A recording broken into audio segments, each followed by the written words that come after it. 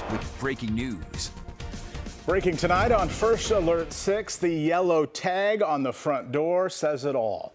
An Omaha motorcycle club is shut down after multiple property and safety violations. This after Omaha police served a search warrant today as part of a shooting investigation. Today, Omaha's code inspectors examined the Los-Diablos Motorcycle Club clubhouse at 25th and Ames and determined it met the criteria for immediate closure.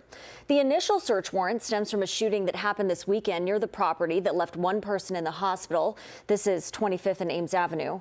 During the search tonight, officers arrested 68-year-old Richard Poff, who was living in a camper on the property. Police say they found a handgun and drugs suspected to be methamphetamine. Investigators say Poff is not believed to be connected to the weekend shooting. Now, we've reported on many incidents at or near the motorcycle club over the years. 3 months ago, a gunshot victim walked into the hospital after a shooting at the club. About a year before that, one person landed in the hospital after they were shot near the club. Months later, alleged gang members were arrested in connection with that shooting back in October of 2024. Alexander Whitcomb lost his life after a shooting near 25th and Ames.